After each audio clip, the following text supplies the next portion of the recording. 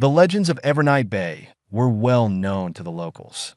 For generations, they spoke in hushed tones of the phantom ship, a ghostly vessel that only appeared under the full moon, shrouded in mist, and carrying the souls of those who had perished at sea. Most dismissed it as folklore, but a few, especially those who had lost loved ones to the ocean, believed in its haunting presence. Caleb, a young fisherman, had grown up hearing these stories from his grandfather, who swore he had seen the ship with his own eyes. As a boy, Caleb had listened wide-eyed, but now, as an adult, he had become skeptical. Yet something about the tale lingered in his mind, drawing him toward the bay with a strange, irresistible pull. One night, as the full moon rose, Caleb decided he would finally settle the question. He set out alone, walking toward the shore with his lantern in hand, his heart beating in time with the gentle crash of the waves. The village lay silent behind him, as if everyone held their breath, waiting. Reaching the edge of Evernight Bay, Caleb scanned the horizon. The air was thick with fog, the moonlight casting an eerie glow over the water. He felt a chill that went beyond the cold of the night, as though unseen eyes were watching him from the depths of the mist. Suddenly, he saw it, a faint outline on the water, growing clearer with each passing moment. The phantom ship glided into view, its sails tattered, and its hull covered in seaweed. Caleb's breath caught as he watched the ghostly crew, their faces pale and eyes hollow, drifting across the deck in silence. He knew he should run, but something held him in place. His mind raced, caught between fear and fascination. As the ship drew closer, he could hear faint voices, whispering in a language he couldn't understand. One voice, however, was clear, a woman's voice calling his name. Shocked, he stepped closer to the water, squinting to see more clearly. Among the ghostly figures, he spotted her, his mother, who had drowned at sea years ago. She looked just as he remembered, her eyes warm yet sorrowful.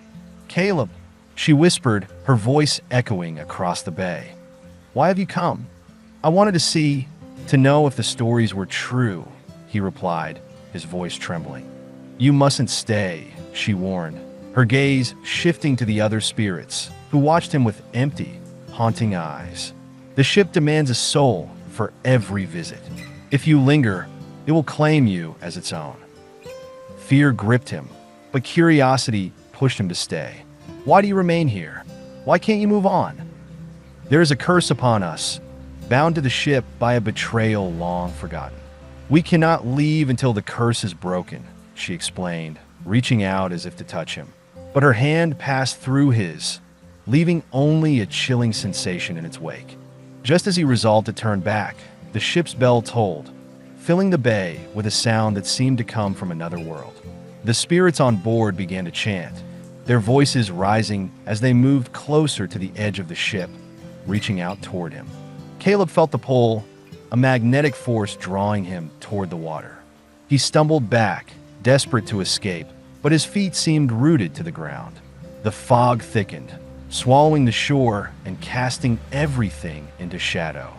In a final act of desperation, he called out to his mother, "How can I help you? How can I break the curse?" "There is a relic, an amulet once worn by the ship's captain. It lies buried beneath the oldest tree in the village.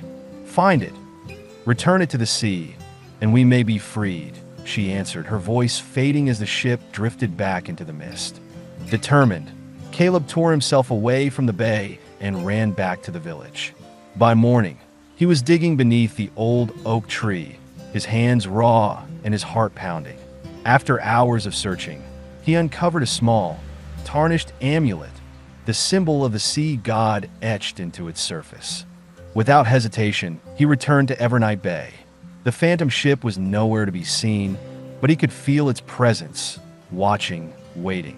He approached the water's edge and threw the amulet into the sea, watching as it vanished beneath the waves.